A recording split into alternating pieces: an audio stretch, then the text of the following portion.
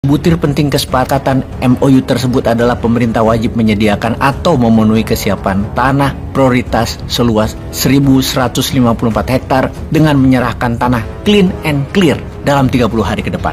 Ini penyebab utama pemerintah gerasa gerusu mendadak tiba-tiba memaksa pembebasan lahan Rempang secepatnya, bertindak otoriter, gunakan kuasa aparat, membabi buta, represif, merampas lahan rakyat sehingga memunculkan konflik yang memakan banyak korban sipil. Lihatlah kelakuan itu, memenuhi ambisi investor Tiongkok dengan cara adu domba, bikin berkelahi antara aparat dengan warga. Wajar masyarakat menolak, wajar masyarakat melawan. Lahan mereka yang ditempati sejak tahun 1843 kira-kira dirampas dadakan tanpa ada kejelasan ganti rugi dan kompensasi yang layak. Pertama terkait janji relokasi 2.600 kepala keluarga yang tersebar di 16 kampung yang terdampak. Mulai dari Kelurahan Sembulang dan Rempang, pemerintah menjanjikan pembangunan rumah tipe 45 di atas kafling 500 meter persegi di Kelurahan Sijantung, Pulau Galang. Sampai sekarang belum ada tanda-tanda pembangunannya. 2.600 kepala keluarga yang dirampas lahannya dipaksa sementara waktu tinggal di Rusun BP Batam, Rusun Pemkot Batam, dan Rusun Jamsostek. Semuanya hanya janji belaka. Sembari bermukim di situ, pemerintah berjanji akan membangun rumah yang dijanjikan.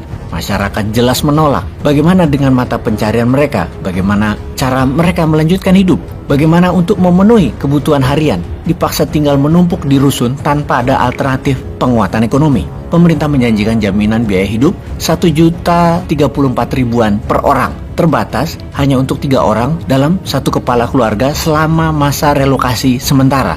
Mencakup semua kebutuhan hidup dana itu. Bantuan tersebut justru menjebak ratusan ribu orang hidup di bawah kategori hidup layak, di bawah garis kemiskinan dengan angka tersebut.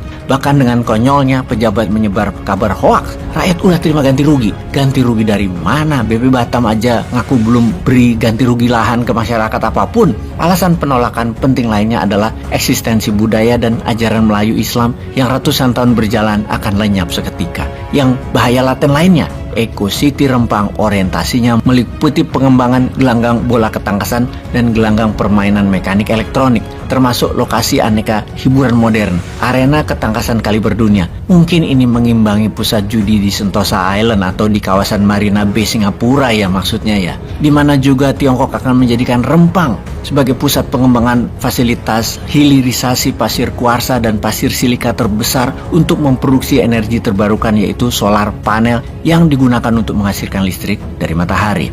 Oke, ini adalah jangan-jangan ujungnya Tiongkok sekali lagi sukses merampok murah sumber energi baru terbarukan dengan ongkos murah dan jangka waktu eksplorasi 80 tahun. Seperti kasus hilirisasi nikel bisa terjadi lagi. Duh, malu gua sama keputusan pejabat kalau model-model begini nih. Peace.